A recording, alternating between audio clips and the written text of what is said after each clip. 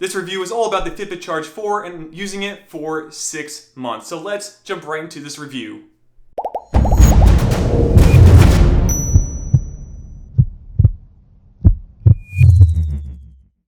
Alright, I bought the Fitbit Charge 4 back on April 18th of 2020 from Amazon.com. Now I paid $162.32 after Texas taxes to buy the Fitbit Charge 4, but feel free to look around to see if you can get it for a cheaper price. So to make this simple, the Fitbit Charge 4 has become quite a big part of my fitness journey in the past, I'd say 6-ish months, just because I almost never take it off because it is extremely comfortable. Now I love to track the walks I take with my dogs, and since we're doing the work from home and I am doing just customer support all from home on the desk behind me, it is a stand-up desk, but that doesn't mean I'm that active because I'm just standing there.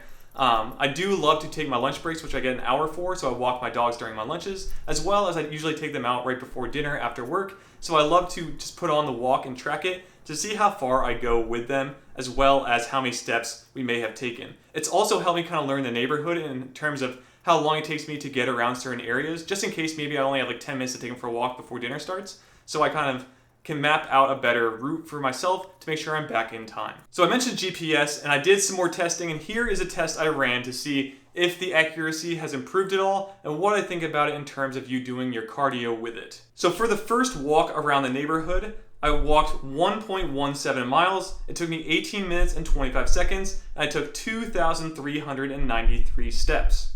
Now for my second walk, I walked 1.15 miles, which took me 19 minutes and 30 seconds, kind of weird as it took me longer to go a shorter distance, but it took me more steps at 2,400. So that's only 7 more steps with a little less distance calculated on the device, but just note this was also done walking my dogs. So my dogs do stop here and there. I tried not to really move around while they were stopped in position, but it could be a reason as to why I was getting slightly different numbers throughout. And I also was passing people, so sometimes I had to go a little bit into the road and back, so it could affect the numbers slightly, but just note that's pretty close overall, I think, in terms of getting decent numbers and accuracy through GPS on the same path walk, just in opposite directions.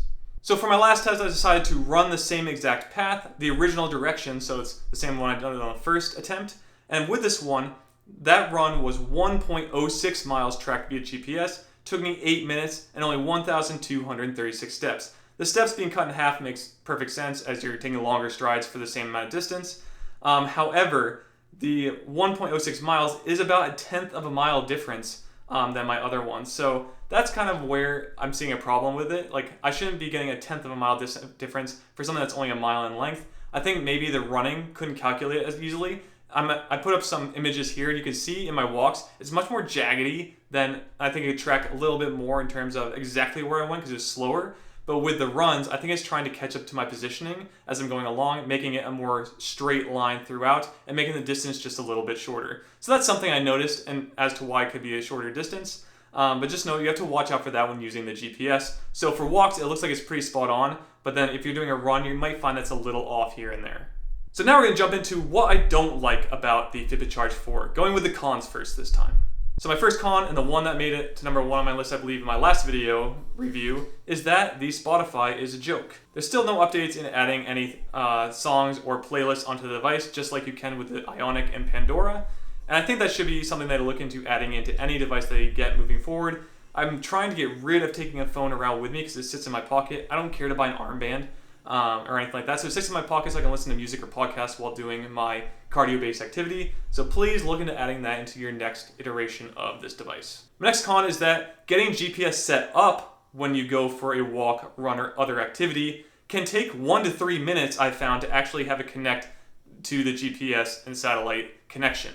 I don't know why, but I'll sit there literally on the sidewalk with my dogs for like 1 to 2 minutes, especially in this test. I was literally trying to start the exact same position and end at the exact same position. So I'm just standing there for like a whole, I'd say it took me like 2 minutes on average before it actually connects and I can hit play and get going. So that is an annoying thing. So make sure that before you start, you hit play so that it can search and connect before you actually get outside, and then you can hit and start and be ready to go. So I'd start it like, again, 1 to 3 minutes before you actually want to start your run. That way it connects on time. Also, it does feel like I'm charging the battery for the Fitbit Charge 4 quite a bit. However, I am using the GPS a lot, which has been known to drag down the battery pretty quickly. So just know if you are using it for a lot of your walks or runs, you may have to charge it a bit more. So mine lasts probably 4 to 5 days, which is within the realm of what they say in the advertising, so I can't like knock it too hard on this, but I wish it did last maybe like a whole week while using the GPS as well. And hopefully they're able to get a bit better of a battery in the next version. One bigger con I found, but doesn't happen too often luckily, is that maybe once a month I run into an issue where I just get a straight black screen on the Fitbit Charge 4 that I cannot get out of until the battery dies or I hard reset the Fitbit itself. For hard resetting, I believe you hold the button down for 8 minutes. I really just hold it down until I feel another beep, and that basically just resets the device and that allows it to turn back on. It is pretty annoying. The only other way to get it to restart is if the battery dies, then you recharge it. Otherwise, if you're charging it back up, I just can never get the screen to show up again. So that is one big annoyance I have seen come up, but again, it's pretty infrequent, which is good. An improvement I like to see in the next iteration is that I love to be able to set up interval times directly on the Fitbit Charge 4 itself versus having to set it up in the app first and then sync it over. I don't know why they decided to do it this way. I really wish that they had just set it up right in the device so I could say like do 1 minute workout with a 2 minute rest. That would make it much easier. So things like jump roping, I love to do in interval sets, but I can't really do that very well because I have to bring my phone with me, go into the app, set the workout interval, set the rest interval, and then sync it, wait for it to sync, make sure it goes through, then use it. And you have to do that for every single change. I can't even save different versions. I literally have to do that for every single different timing I want to do. So that's very annoying, and I hope they make improvements for that in the next one. Also, the updates you receive when doing your cardio thing, so say you're like running, when you're near the end of a run, sometimes your watch will notify you that you reached a cardio or fat burning zone, and this can make it makes me think sometimes that I'm done with my run, so I'll pause it and then end it thinking I'm actually done with the run when I actually have like a tenth of the mile to go.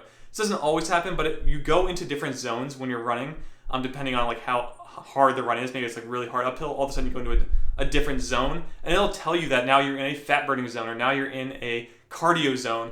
And by doing that, it kind of messes me up. So I wish that they didn't have this right off the bat and that it's easier to turn off. I think you can turn off the actual settings, but if you can, make sure that you go in and turn this off because it is more annoying than helpful to actually know when you're in a cardio or fat burning zone. Because simply you're just running. I really don't care to get that information. So I just don't think this should be even put in at all.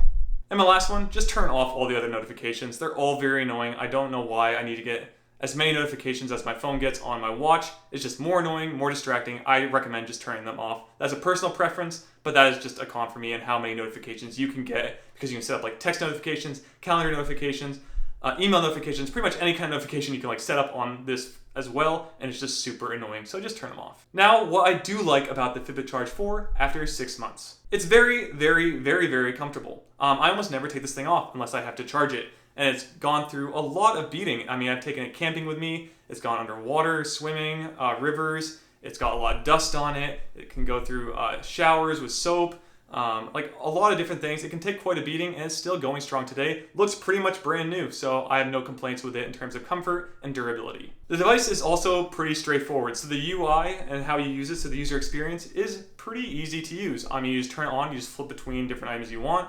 Go to your workout, you select it, play, and you're good to go. And then from there, it just sends it to your app on your phone, and everything is simply tracked. So there's nothing really hard to use it once you get it all set up. Again, the main problem I have is that interval set up on the device, but really everything else other than that is very easy to just kind of go for, and you're ready to track all of your activities throughout the day. Sleep as well, heart rate, all of those things get tracked seamlessly without you doing very much. Also, I found that syncing with the Fitbit app, which is one of my favorite fitness apps so far, is that it's very, very good with my Pixel 3. So I am using the Pixel 3 here as the device that I use for tracking pretty much everything, including having the Fitbit app on here.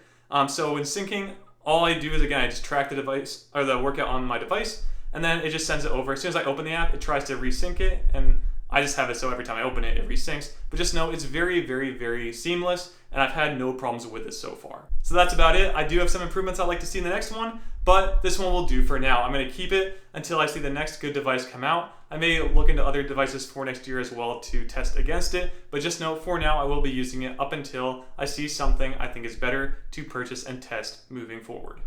And that is it on my 6-month review of the Fitbit Charge 4. If you did like this review, please like and subscribe to GamerBody for more reviews just like this one. Also, make sure you head over to GamerBody.com. There you can check out my current training routine, the equipment I own and use, and the information I'm learning from in order to build muscle and confidence, all from the comfort of home. And that's it. Again, like, subscribe. I'll see you all in the next video. Be fit and game on.